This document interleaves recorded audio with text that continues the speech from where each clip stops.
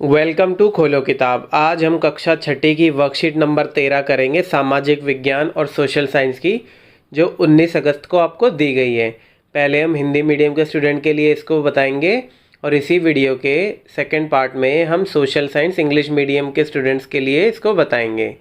अगर आप चैनल पे नए हैं तो इसको सब्सक्राइब कर दें और वीडियो पसंद आने पे लाइक, कमेंट एंड शेयर करना ना भूलें। तो चलिए स्टार्ट करते हैं।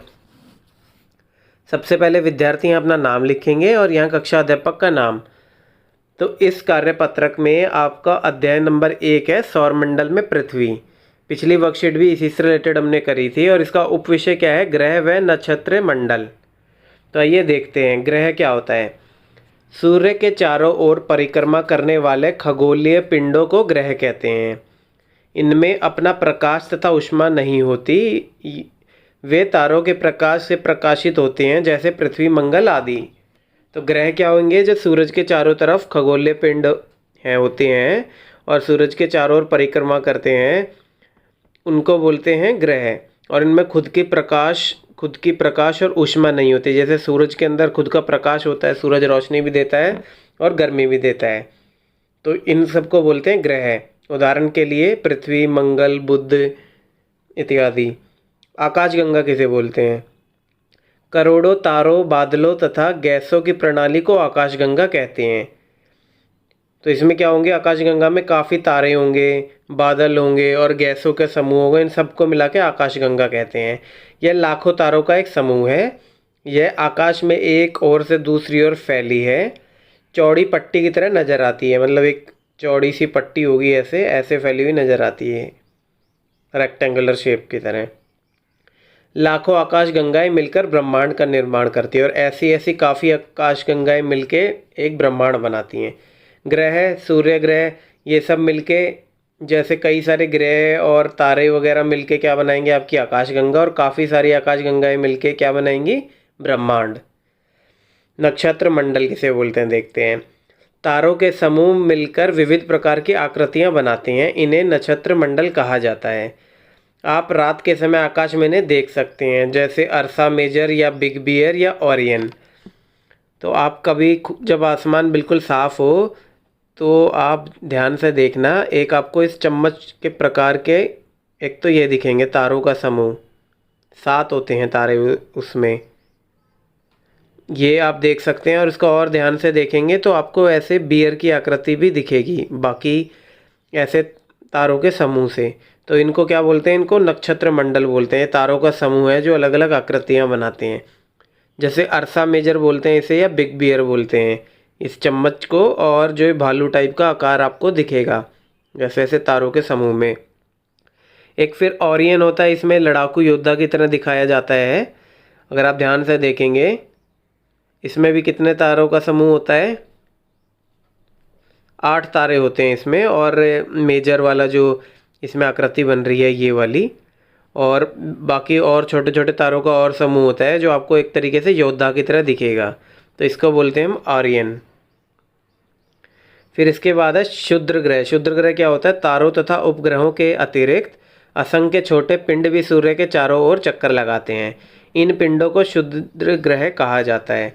अब सिर्फ तारे और उपग्रह ही नहीं सूर्य के आसपास से परिक्रमा करते हैं, सूर्य के चारों तरफ, क्योंकि सूर्य के अंदर ग्रेविटेशनल फोर्स होती है जो इनको खींच के रखता है। तो इसी फोर्स की वजह से बाकी क्षुद्र ग्रह और भी छोटे मोटे होते हैं तारों उपग्रहों को छोड़ के, जो भी सूर्य के चारों तरफ परिक्रमा करते हैं, इन्हें ही क्षुद्र ग्रह कहा जाता है।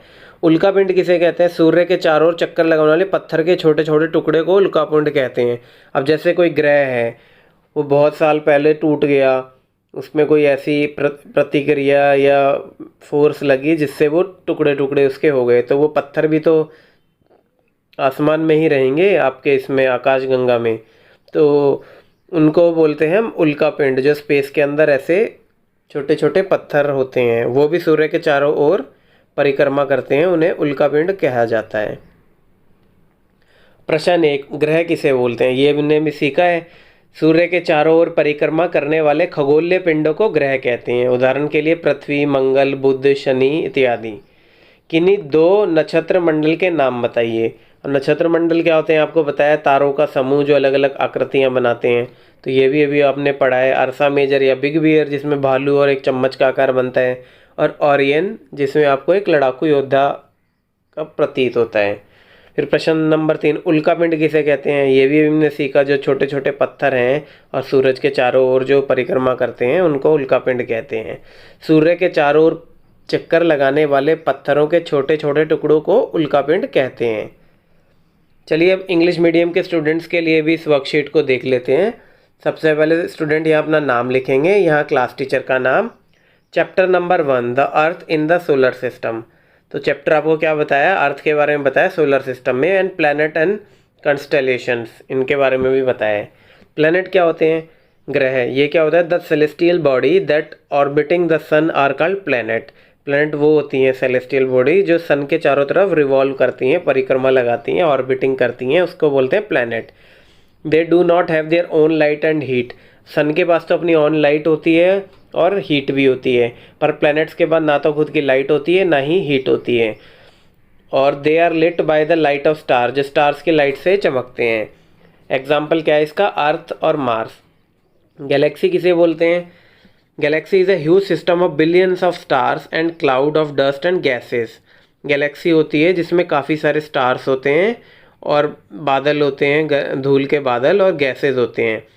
और ये it is a cluster of millions of star, बहुत सारे स्टार्स इसके अंदर होते हैं। और ये आपको चपटी एक वाइटिश ब्रॉड बैंड की तरह दिखेगा आपको, मतलब एक तरीके से रेक्टेंगुलर जैसा रोड की तरह दिखता है गैलेक्सी में। और जो ये काफ़ी सारी गैलेक्सी मिलके बनाती हैं आपका यूनिवर्स।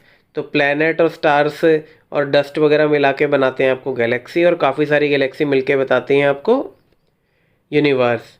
और हमारी जो जिसके अंदर हमारा ये सोलर सिस्टम है इसको मिल्की वे गैलेक्सी भी कहते हैं।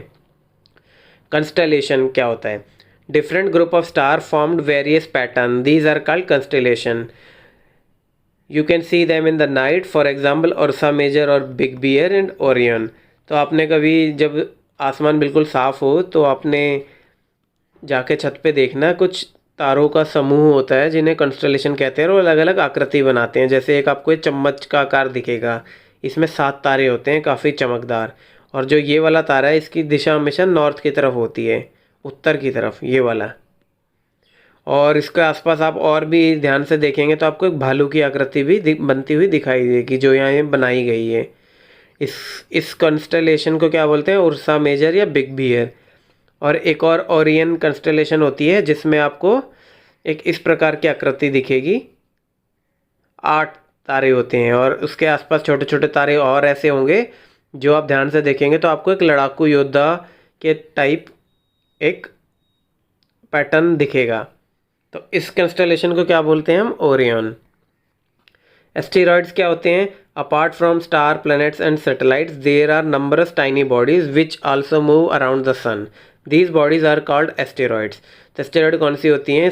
स्टार और प्लैनेट और सैटेलाइट को छोड़ के और भी नंबरस छोटी बड़ी बॉडीज़ होती हैं, छोटी छोटी, जो सन के अराउंड मूव करती हैं, उनको हम बोलते हैं एस्टेरॉइड्स।